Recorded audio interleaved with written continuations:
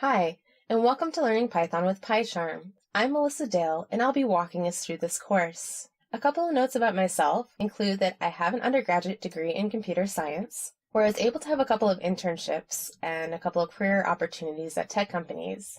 I really became interested in how the tech industry uses software to solve problems. So I was motivated to go back to get my master's in software engineering. While getting my master's, I had an opportunity to meet with many different professionals at many different companies and different roles to really discuss and understand how they were solving their problems. It was here that I first became introduced to Python and was blown away by what a beautiful and powerful language it is and how effectively it solved problems. I have since moved on to working on my PhD in machine learning and computer vision, but I'm so happy to say I still get to use Python in my data analysis. And this whole experience has really highlighted how adaptable Python can be to so many different problems, and I'm so excited to be able to share my love of this language with you.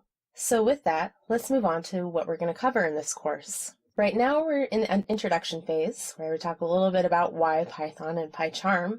From there we're going to move on to PyCharm itself, the editor. So an editor allows us to create code as well as edit it. You may be familiar with other editors such as NetBeans or Eclipse, perhaps for Java. PyCharm is for Python, and if you don't know what an editor is or what it means, that's okay. Please bear with us, we'll walk you through it, and you'll be up and running with your first Python project in no time. From there, we're going to talk about how you can really customize things to use Python to solve your specific problems. We do this through adding Python packages, virtual environments, which allows us to have different settings for different Python projects, as well as version control like Git. So now that we know how to create a Python project to solve our specific problems, we want to make sure that that Python project is of high quality and robust to things like bugs. And so in the quality code section, we'll be talking about how we can create code that conforms to Python style guides, as well as run unit tests, which allows us to examine how our code functions when maybe it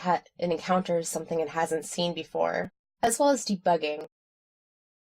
So now that we know how to create a really strong Python project that's high quality, we'll talk about how we can use that to move forward into web technologies such as web applications. In order to do this, we'll be using tools such as JavaScript, SQL, and Flask, which is a Python framework that allows us to create web apps.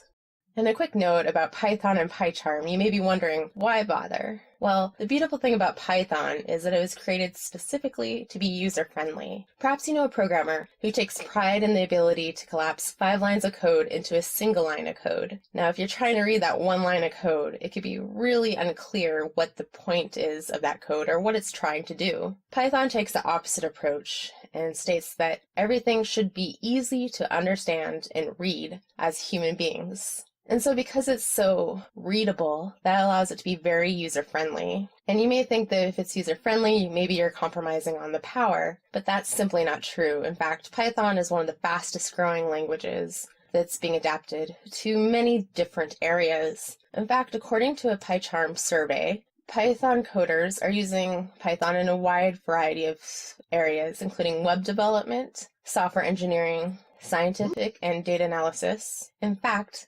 Python is being used for many different areas, including web development, software engineering, scientific and data analysis, as well as maybe some other areas that might surprise you, including system administration, gaming, and well, just a variety of other uses. So I hope this has convinced you, or at least introduced you into why Python and PyCharm are such a powerful and exciting solution to so many different problems